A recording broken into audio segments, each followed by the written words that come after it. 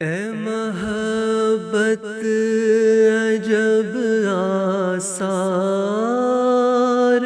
نمایاں کر دی،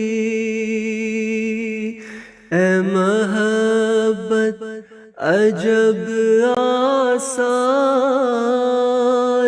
نمایاں کر دی، زخم و مرہم برہ یار تو یکساں کر دی، زخم و مرہم برہ یار تو یکساں کر دی۔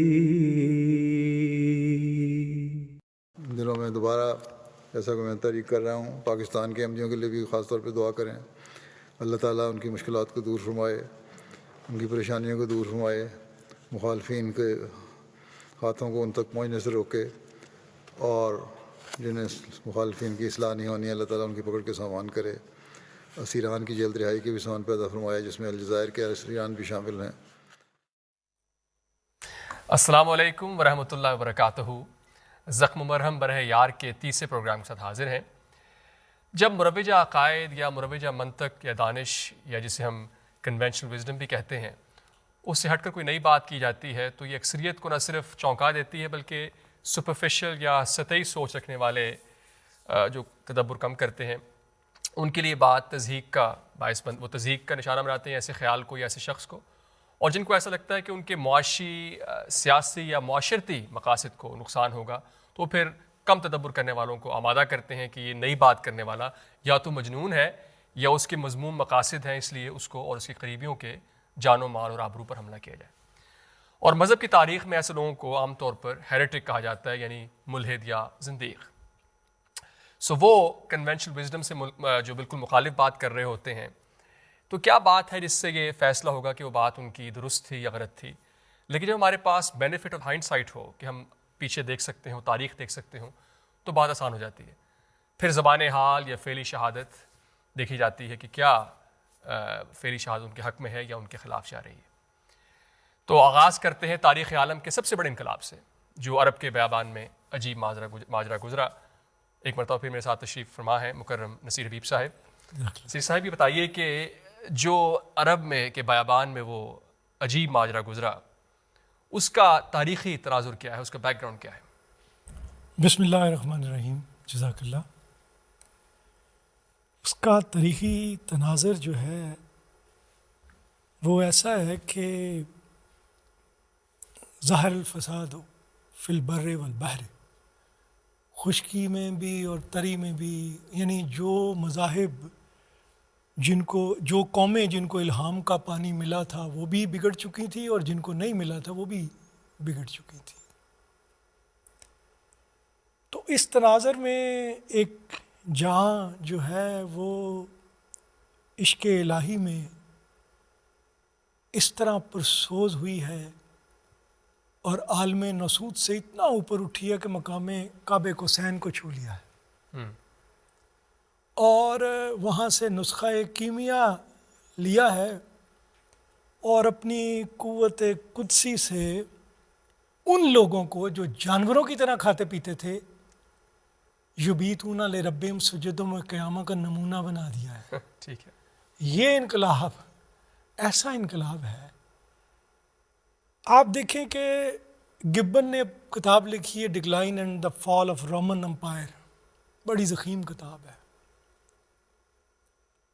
تو اس میں وہ لکھتا ہے کہ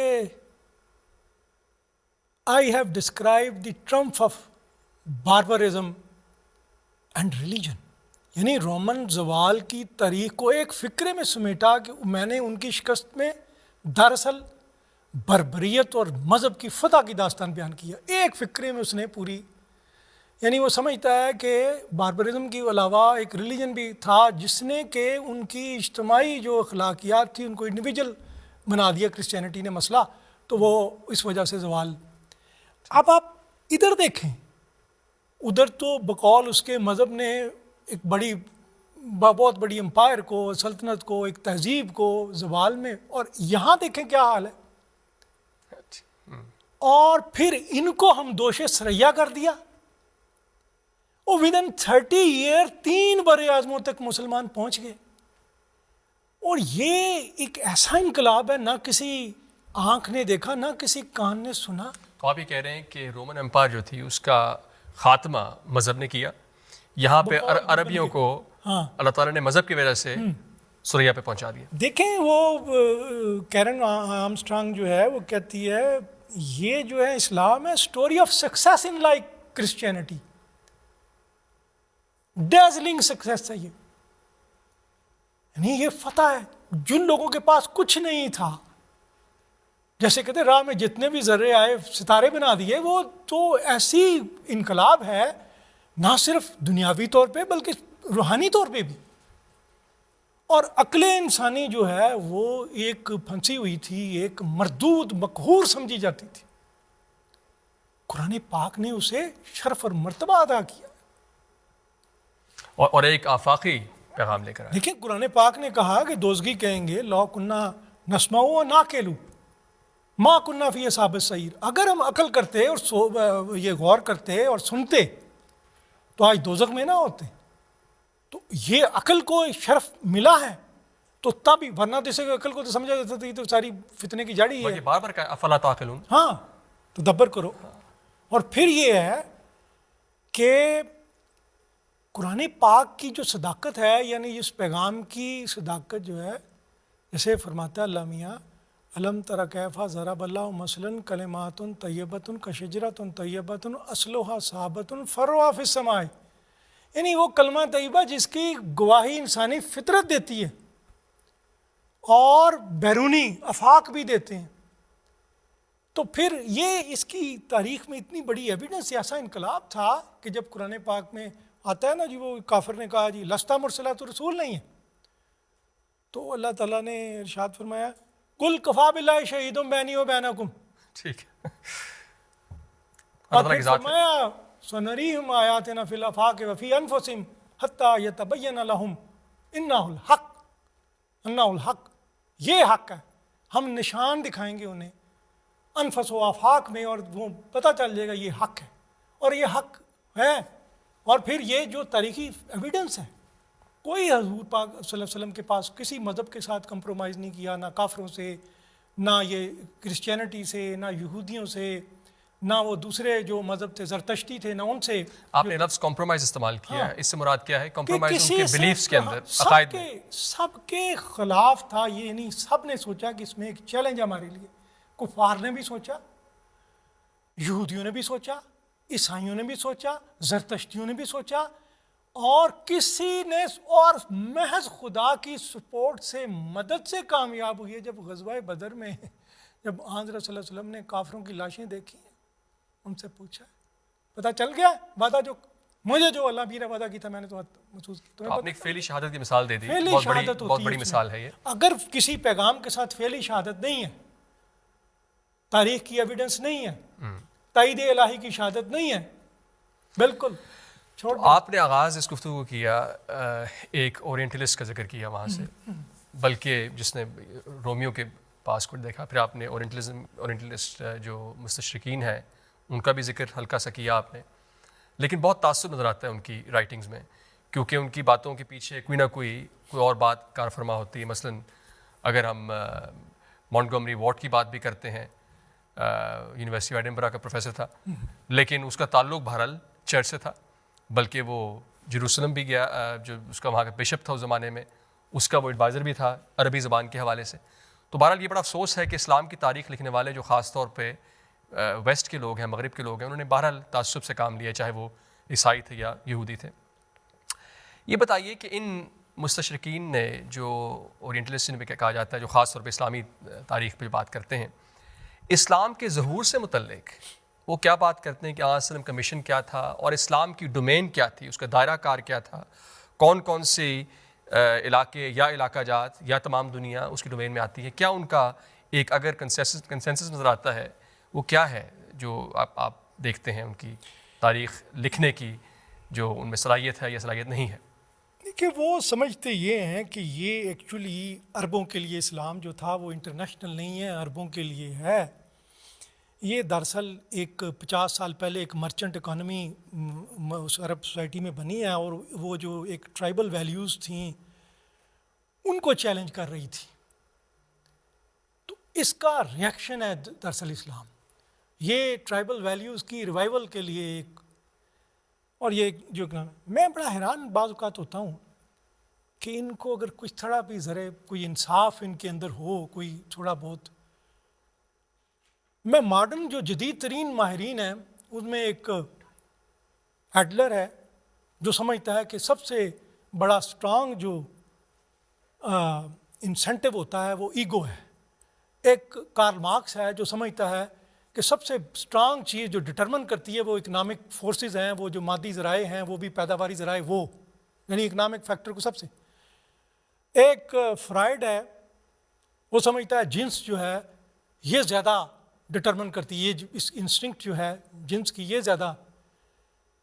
کفار نے مایوس ہو کے ایک بندے عمر بن ربیع کو بھیجا حضرت صلی اللہ علیہ وسلم کے پاس کہ آپ کو روکا جائے کہ یہ ان کا آخر وجہ کیا ہے. اس نے آ کے یہ تینوں انسینٹو پیش کیے ہیں. اس نے کہا اگر آپ چاہتے ہیں کہ دولت چاہتے ہیں، یہ جو آپ کا پروگرام ہے اس لیے ہے اگر دولت چاہتے ہیں تو ہم آپ کے قدموں میں دولت کے ڈھیر لگا دیں گے، یعنی جو کارل مارکس سب سے بڑی سچائی سمجھتا ہے. پھر اس نے پوچھا کہ اگر آپ چاہتے ہیں کہ آپ بادشاہ بننا چاہتے ہیں ہم آپ کو بادشاہ بنا دیتے ہیں. یعنی ایگو ایڈلر کے نزدیک جو سب سے اسٹرانگ محرک ہے. تھرڈ جو فرائڈ کے نزدیک سب سے اسٹرانگ ہے، تو اس نے کہا اگر آپ کسی شادی کرنا چاہتے ہیں کسی جگہ، بس آپ نے اشارہ کرنا ہے. یہ تینوں باتیں اس نے کہیں، اور وہ جو بات کرتے تھے پوری کر دیتے تھے. اگر اولڈ ریوائول کے لیے ہی ٹرائبل ویلیو کی ریوائول، حضور کہتے ہیں ہاں مجھے بادشاہ بنا دے، تو کیا وہ آرام سے وہ تمہاری ریوائول نہیں کر سکتے ٹرائبل ویلیو کی؟ لیکن آپ نے جواب میں سورہ حامیم سجدہ کی آیات تلاوت کی. وہ کہتے ہیں نا کہ وہ سمجھ یہ رہے تھے میرے ہم سفیر اسے بھی عصر بہار سمجھے، انہیں کیا خبر کہ کیا ہے یہ نوائے عاشقانہ. وہ سمجھ رہے تھے کہ یہ انسٹنکٹ کا ہے، یہ کچھ ڈرائیونگ فورس ہے. لیکن جب اس نے حامیم سجدہ کی آیات سنی تو اس نے کہا کہ یہ عصر بہار نہیں ہے، یہ نوائے عاشقانہ ہے. اس نے کہا کہ آپ چھوڑ دو ان کو اپنے حال پہ. تو یہ میں ہاں اگر یہ جو کہتے ہیں جو یہ ٹرائبل ویلیو کے حیا کے لیے تھی، یہ عربوں کے لیے تھی، تو حضور بادشاہ بن کے حضور صلی اللہ علیہ وسلم آرام سے کر سکتے تھے اپنا مشن پورا. کیوں آپ نے یہ نہیں ان کی بات سنی؟ کیوں آپ نے نہیں کہا؟ کیوں اپنے مشن کو جاری رکھا؟ انہوں نے کہا کہ انہوں نے تو یہاں تک حضرت ابو طالب سے حضور نے فرمایا کہ میرے ہاتھ پہ سورج یا چاند رکھنے میں تب بھی باز نہیں ہوں گا اپنے مشن سے. تو یہ ایک خدائی مشن تھا، اس سے انسانیت کی ترقی. میں سمجھتا ہوں کہ انقلاب جو دنیا میں علمی اور انقلاب آیا قرآن کی وجہ سے ہے. قرآن نہ آتا تو یہ انقلاب ہی نہ آتا. یہ سب سے بڑا انقلاب تھا. اللہ تعالیٰ کی مرضی چل رہی ہے، اللہ تعالیٰ کی ول تھی، تو اللہ تعالیٰ نے یہ بہت بڑا انقلاب کر دیا. تو واپس آتے اس پروگرام کا جو یہ ایپیسوڈ جو ہے، اس میں ہمارا جو مرکزی نقطہ ہے وہ یہی ہے کہ فعلی شہادت کس کے ساتھ ہے، اور جو پرویسو اینیکڈوٹل ایویڈنس ہے یا واقعاتی شہادت مثلا دیکھا جائے مختلف ذرائع سے. اب اس کی طرف آتے ہیں. پیغام تو بڑا واضح ہو گیا، پیغام آفاقی تھا اور وہ تمام معاشروں کو اپنے سمیٹے ہوا تھا، زمان و مکان کی قید سے آزاد تھا. لیکن یہ بتائیے کہ اب ہمارے پاس بینیفٹ آف ہائنڈسائٹ ہے، ہسٹری ہمارے سامنے ہے، تاریخ ہمارے سامنے ہے، جس مرضی زاویے سے دیکھ لیں. یہ ایک بات مسلم ہے کہ مسلمانوں پر، وسلم پر، آپ کے صحابہ پر بے انتہا ظلم ڈھائے گئے. لیکن آخر میں پھر یہ بتائیے جو کنونشنل وزڈم سے الگ بات کر رہے تھے وہ، جس کے نتیجے میں ان کو اس قدر قیمت ادا کرنی پڑی، اور وسلم کی تمام زندگی جو ہے وہ دکھوں پر اور غموں پر محیط ہے. اگر آپ جس طرح بات کر رہے ہیں کہ 3 مختلف قسم کی انہوں نے وسلم کو لالچیں دینے کی کوشش کی، لیکن سوال ہے کہ اس کے جواب میں کیا ملا آپ کی زندگی میں؟ آپ کو دکھ ملے، درد ملے ظاہری طور پر. تو پھر فیصلہ ہوگا کہ بعد میں ان دا لانگ رن کس طرح فعلی شہادت جو ہے، کیا وہ دست قدرت وسلم کے ساتھ تھی، صحابہ کے ساتھ تھی، یا وہ درد و تکلیفیں جو ہیں وہ ضائع چلی گئیں. اصل سوال یہ ہے کسی ان بائسڈ ویو کے لحاظ سے، بطور مسلمان نہیں، بطور ایک شخص جو تاریخ پہ نظر رکھتا ہے، یہ ثابت کیجئے کہ پھر آن وسلم کے حق میں اور آپ کے صحابہ کے حق میں دستے قدرت چلا ہے یا بات اس کے مخالف ہے؟ دیکھیں بالکل تاریخ نے گواہی دی ہے اور اس کے ساتھ فعلی شہادت ہوتی ہے. جو بھی پروگرام ہوتا ہے اس کی اگر اس کے ساتھ حضرت مسیح موعود علیہ السلام فرماتے تھے کہ جس الہام کی تائید میں اگر فعلی شہادت نہیں ہے تو وہ عقل کے متضاد ہے، عقل کے اگینسٹ ہے، چھوڑ دو اس کو. یہ دو اسٹرانگ ایویڈنس ہوتے ہیں. ایک تاریخ گواہی دیتی ہے. اسلام آیا فل لائٹ آف ہسٹری میں آیا. پہلے گزشتہ مذاہب ہیں، کوئی 500 قبل مسیح، کوئی بعد میں کچھ. حضرت عیسیٰ کے علیہ السلام کے واقعے کا 70 سال تک کوئی ذکر نہیں ملتا. اس کی تاریخ 70 سال بعد میں یہ ملنا شروع ہوا ہے، تاریخ میں آنا شروع ہوا ہے. تو اسلام تو پوری لائٹ ہسٹری میں آیا ہے. اسلام جو ہے وہ ایک چیز ہے کہ دیکھیں وہ ایک سائنس ہے. میں سمجھتا ہوں ہم پڑھتے ہیں نا، دیکھیں نا کیا مطلب ہے کہ جی بسم اللہ الرحمن الرحیم الحمد للہ رب العالمین الرحمن الرحیم مالک یوم الدین ایاک نعبد و ایاک نستعین. نعبدو کا کیا مطلب ہوتا ہے؟ ہم عبادت کرتے ہیں. نعبدو کا مطلب یہ ہوتا ہے کہ یہ جو ربوبیت کی صفت ہے، رحمانیت کی صفت ہے، رحیمیت کی صفت ہے، مالک یوم الدینیت کی صفت ہے، یہ اس کا انعکاس، اس کا انسان مظہر بنے. یہ ہوتی ہے عبادت. جب ان کا انسان مظہر بنتا ہے تو پھر ایک سٹیج آتی ہے تو اللہ تعالیٰ ارشاد مار میتا ازر میتا ولیکن اللہ رما، تو نے نہیں پھینکا. اللہ تعالیٰ کی اگر یہ چیزیں نہیں انسان کے ساتھ آتی، اگر یہ نہیں ہے، اس کا مطلب ہے کہ یہ کسی نہ کسی جگہ خرابی ہے. ایک بہت بڑے دانشور پاکستان کے احمد جوید صاحب تھے، 2000 کی بات ہے، میں نے پاکستان ان سے ملاقات کی تو میں نے پوچھا ہم تو پڑھتے ہیں حدیثوں میں کہ 3 بندے غار میں پھنس کے ہر ایک نے اپنی اپنی نیکی دہرائی. کسی نے کہا میں رات کھڑا رہا، کسی نے اپنے ماں باپ کے لیے دودھ لے کے، تو غار سے پتھر ہٹتا گیا، پتھر ہٹتا گیا غار سے اور وہ اس کے بعد ہٹ گئے. میں کہ آج پوری امت مسلمہ 300 سال ہو گئے ہیں دہرا رہی ہے اپنی اپنی نیکیوں کو، پتھر تو پھنسے ہوئے ہیں زوال کے میں اور نکل ہی نہیں رہے. کہاں خرابی ہے؟ کہنے لگا ظاہر ہے ہمارے اندر خرابی ہے، ہمارے فہم میں خرابی ہے، ہمارے عمل میں خرابی ہے. تو بات یہ ہے کہ جب تک کسی چیز کی ایویڈنس نہ ہو، ہسٹوریکل ایویڈنس نہ ہو.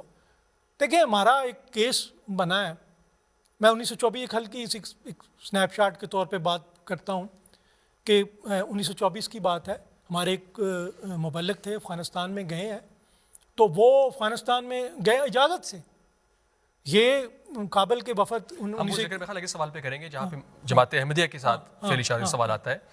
میرا مقصد سوال کا یہ تھا کہ تاریخ میں بڑی ادب کے ساتھ عرض کرتا ہوں، میرے سوال کا مقصد یہ تھا کہ آن وسلم کے ساتھ جو آپ کا زمانہ ہے، کیونکہ میرے سوال کی درپردہ ایک اور سوال یہ تھا کہ جو تاریخ ہے قرون اولیٰ تک کے مسلمان جو تھے، مثلا جب ہاؤس آف وزڈم جب بغداد میں ختم ہوا، اس سے پہلے تک تو بظاہر اسلام کا بہت عروج تھا ہر لحاظ سے، لیکن اس کے بعد تنزلی کا زمانہ بہت طویل تھا، تکلیف تھی، انتشار تھا. تو سوال یہ پیدا ہوتا ہے کہ پھر کس طرح فعلی شہادت اسلام کے حق میں رہی ہے. میں یہ سوال پوچھنا چاہ رہا ہوں کہ اس میں کیا کسی قسم کی سمجھنے میں غلطی پیش آ رہی ہے؟ کیا وجہ ہے؟ کیا واقعاتی شہادت اسلام کے حق میں ہے یا نہیں ہے؟ جو نیو وزڈم تھی یا کنونشنل وزڈم کو جو بات چیلنج کر رہی تھی، وہ بات درست تھی کہ نہیں تھی تاریخ کے حوالے سے؟ دیکھیں یہ جو مطلب ہے کہ خلفائے راشدین کے زمانے کے بعد یہ جو اسلام کی ایک کمپریہنسو تھی نا، ایک سول تھی، اس میں فش اور اس میں ایک ڈس انٹیگریشن ہوئی ہے، شعبے مختلف ہوتے گئے ہیں. پالیٹکس اور طرف چلی گئی ہے، تزکیہ کا علم کسی اور کے پاس چلا گیا، تزکیہ کوئی اور کر رہا ہے. لیکن جس نے اسلام کی اسپرٹ کو، روح کو فالو کیا ہے، چاہے وہ صوفی تھے، چاہے وہ عالم تھے، چاہے وہ حکمران تھے، جس نے اسلام کی اقدار کو صحیح طرح فالو کیا اسے کامیابی ملی ہے. اللہ تعالیٰ رہنمائی بھی کرتا رہا اپنے بندوں سے، مجددین کو بھی بھیجتا رہا ہے. اور پھر ہے کہ اب جس نے اپنے زمانے کے امام کی شناخت نہیں کی وہ جاہلیت کی موت مرا، اور جو امام کو شناخت کرتے رہے ہیں وہ بچتے رہے ہیں ان فتنوں سے، اور وہ ان کے ساتھ فعلی شہادت رہی ہے. اور بلکہ بات یہ کہ اسلام کے زوال میں دراصل وہ بھی ایک فعلی شہادت اس لیے ہے کہ آن وسلم کی پیش گوئی تھی کہ ایک وقت آئے گا جب اسلام میں ملوکیت بھی آ جائے گی، مسلمانوں کو پہ مسلط کی جائے گی، پھر جابر بادشاہ بھی ہوں گے، اس کے بعد مسیح السلام کا زمانہ آئے گا، بہت تاریک زمانے کے بعد پھر خلافت کا سلسلہ جاری ہوگا. تو دراصل بظاہر تنزلی نظر آتی ہے، یہ بھی فعلی شہادت وسلم کے حق میں جا رہی ہے دراصل. لیکن وہ ہوتا یہ ہے کہ جب کوئی تاریخ میں جب پڑھتے ہیں تو اس میں تاریخ میں واقعات ہوتے ہیں کہ وہاں لڑائی ہوئی، وہاں لڑائی، کیونکہ عام چیز تو درج نہیں ہوتی. لیکن آن دی ادر ہینڈ جو ایسے واقعات ہوتے ہیں جس کا اسلام کا انفلوئنس ہے، اسلام سے جو اسپین کے ذریعے سے اسلام جو ہے وہ پہنچا ہے، اور یا صلیبی جنگوں کے دوران جو ان کا رابطہ ہوا ہے مسلمانوں سے، اور اس کے ذریعے سے جو پروٹیسٹنٹزم آیا ہے وہ جو اسلامک ویلیو سے متاثر ہوا ہے، وہ یورپ کا انقلاب. آپ میگنا کارٹا ہے اس وقت ہے جو جب یہ یہاں سے دانش جو ہے ٹریول کی ہے، درست کہا آپ نے. اور پھر وہ اسلام کا ایک میسج تھا. میں یہ سمجھتا ہوں کہ پھر یہ بھی ہو سکا ہے کہ جو علمی انقلاب تھا یا علمی جو تھا اس کا جو میسج تھا، اس کی یعنی عقلی جو تھا یا جو فزیکل جو سائنسز تھیں وہ مغرب فالو کرتا گیا ہے، اور جو اس کا اسپرچل حصہ تھا وہ پھر مشرقی اقوام جو ہے وہ لے کے چلتی رہی. ٹھیک ہے. اچھا اب آتے ہیں اس پروگرام کے آخری حصے میں، اور وہ زمانہ ہے جماعت احمدیہ کے آنے کا. اور یہی سوال اب جماعت احمدیہ پر یہی ٹیسٹ ہم اپلائی کرتے ہیں. سوال یہ ہے کہ جماعت احمدیہ کے حق میں فعلی شہادت، واقعاتی شہادت ہوئی ہے کہ نہیں ہوئی ہے. یہ بھی یقیناً بڑے بظاہر ایک بات جماعت احمدیہ کے ماننے والے یا معاندین ایک بات پر اگری کریں گے کہ ایک کامن فیکٹر بہرحال ایک قدر مشترک ہے جماعت احمدیہ میں اور وسلم کے زمانے میں، وہ ہے پرسیکیوشن. باقی پیغام درست تھا کہ نہیں تھا یہ اگلی الگ بحث ہے. اب دوبارہ ہم تاریخ کو دیکھتے ہیں اور یہ دیکھتے ہیں کہ کیا جماعت احمدیہ کے ساتھ فعلی شہادت تھی کہ نہیں تھی، یا یہ جو سفر ہے عبث تھا کہ لوگوں کو جانیں بھی لٹانی پڑیں، لوگوں کو اپنے مال و دولت سے بھی ہاتھ دھونے پڑے، آبروئیں بھی لوگوں کی پامال کی گئیں. تو کیا فعلی شہادت، واقعاتی شہادت اس کاؤنٹر نیریٹو کے حق میں، اس نئے نیریٹو کے حق میں ہے، دست قدرت ان لوگوں کے ساتھ ہے جن کے پاس سو کولڈ کنونشنل وزڈم تھی؟ دیکھیے میں ایک چھوٹی سی مثال آپ کو دوں گا کہ بھری ہوئی ہے فعلی حضرت مسیح موعود علیہ السلام کا دور ہے، حضرت خلیفۃ المسیح اول کا دور ہے، حضرت مسلم موعود رضی اللہ تعالیٰ عنہ کا دور ہے. لیکن میں یہ بتاتا ہوں کہ کوئی کسی سے اختلاف کرتا ہے سوائے کہ کوئی مبالغہ کرتا ہے یا اس طرح کی بات کرتا ہے، ریلیجس اختلاف پر اس کی پکڑ نہیں ہوتی اس دنیا میں. پکڑ ہوتی ہے شرارت پہ، پکڑ ہوتی ہے ظلم پہ. اور وہ میں آپ کو مثال دیتا ہوں کہ 1924 کا واقعہ ہے. ہمارے ایک مبلغ نعمت اللہ صاحب افغانستان بھجوایا گیا، اور اجازت سے حکومت نے اجازت دی. 1921 میں اس کا وفد آیا تھا افغانستان کا ادھر انڈیا میں، جماعت احمدیہ کے وفد نے ملاقات کی. انہوں نے کہا نہیں کوئی ایسی بات نہیں، آپ بھیجیں اپنے مبلغ کو. لیکن جب وہ گئے ہیں 1924 میں تو ان کو گرفتار، امان اللہ کا دور تھا، گرفتار کر لیا گیا. 16 اگست کو مقدمہ پیش ہوا اور ان کو بعد میں انہیں سنسار کرنے کے لیے لے گئے، اور اس کے بعد لے کے گئے ہیں ان کو. ان کی اپیل مسترد ہو گئی ہے، وہ آرام سے گئے ہیں. وہ سنسار کرنے کے لیے انہوں نے نماز پڑھنے کی، عصر کا وقت تھا اور نماز پڑھنے کی انہوں نے اجازت لی ہے. پھر انہوں نے نماز ادا کی ہے. وہ ہوتا یہ ہے کہ حضرت مسیح موعود علیہ السلام فرماتے تھے کہ ایک سٹیج پہ انسان کو ریئلائز ہوتا ہے، حضور فرماتے تھے کہ بندے کا اپنا وجود ایک حجاب ہوتا ہے، اور ایک سٹیج آتی ہے کہ انسان کو یہ ادراک ہوتا ہے کہ مما رزقناہم ینفقون میں اس کا پورا وجود شامل ہے، سب کچھ اللہ کا دیا ہوا ہے. تو وہ اس سٹیج پہ انہوں نے نماز کی اجازت لی. اس کے بعد انہوں نے کہا کہ مجھے اجازت، میں ٹھیک ہے، مجھے جو سزا دینی ہے، اور انہوں نے اسے سنسار کر دیا. انہوں نے اپنا سارا وجود ہی اللہ تعالیٰ کی راہ میں پیش کر دیا. تو ظاہر ہے وہ جو کہتے ہیں نا حجاب اٹھ گیا، جیسے وہ صوفیانہ شاعری میں ہاں گھونگھٹ چکلو سجنا ان شرما کنو رکھیا نے. تو وہ ایک حجاب اٹھ گیا. انہوں نے کہا میں پیش ہوں خدا کی راہ میں، اور قربانی انہوں نے دے دی.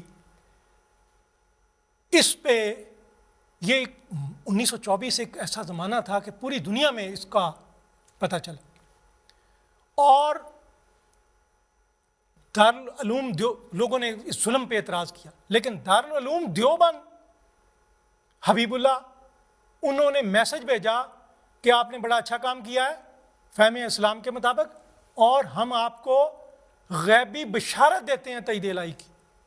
تو دیوبند نے کہا ہاں افغانستان کی حکومت کو کہ آپ نے جو کام کیا اتنا نیک کام ہے کہ تائید آپ کے حق میں ہو گیا۔ ہاں آپ نے اسلامی تائید الہی غیبی بشارت دیتے ہیں، اور غیبی بشارت اس طرح ملی انہیں کہ ایک بندہ بچہ سکا اس کا نام ہے، اور وہ جو ہے پشاور کی ہوٹل پہ جو ایک ملازم ہے کسی چائے کی ہوٹل پہ، وہ جاتا ہے افغانستان، اور 1929 کی بات ہے، اور جا کے اس کو تختہ الٹتا ہے اس کا، بے سر و سامان آدمی فوج اکٹھی کرتا ہے، اور یہ امان اللہ جس نے 1919 میں ٹل کے مقام پہ انگریزی فوج کا اٹیک ریپلس کر کے غازی کا خطاب پایا تھا، وہ بچہ سکا تاجک، وہ جا کے اسے کک دیتا ہے اور وہ بمبئی پہنچتا ہے بے سر و سامانی کی عالم میں، اور وہ بچہ پوچھ رہا ہے اس کا چھوٹا، مادر جاں اپنی ماں سے، مادر جاں ماں کو جا میر ہم کہاں جا رہے ہیں، برا حال ہے اس کا۔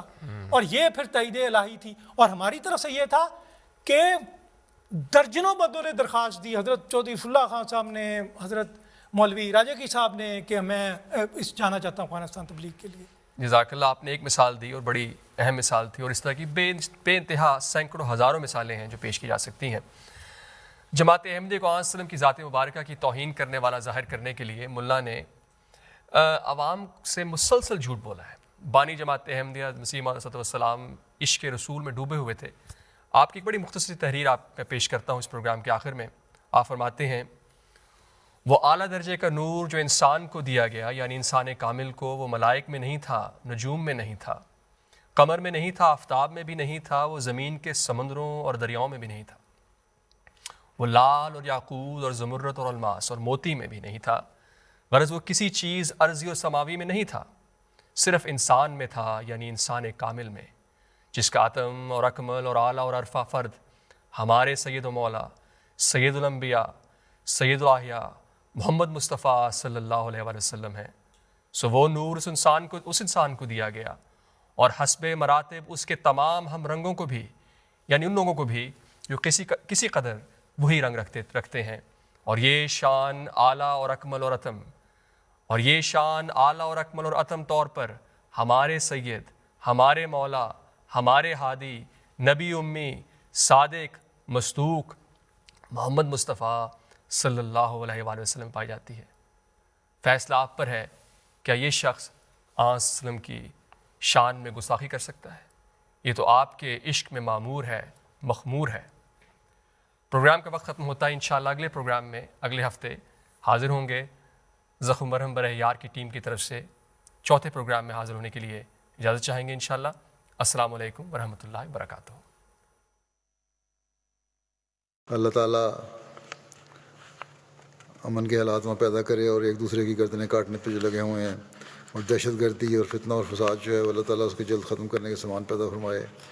وہاں کی انتظامیہ اور حکومت کو بھی عقل دے کہ وہ حقیقی رنگ میں عوام کی خدمت کرنے والے ہوں اور انصاف سے کام لینے والے ہوں۔ اسی طرح دنیا کے عمومی حالات کے بارے میں بھی دعا کریں جو بہت تیزی سے بگڑ رہے ہیں۔ اللہ تعالیٰ سب انسانیت پر رحم فرمائے۔ اے محبت عجب آثار نمایاں کر دی، اے محبت عجب آثار نمایاں کر دی، زخم و مرہم برہ یار تو یکساں کر دی، زخم و مرہم برہ یار تو یکساں کر دی۔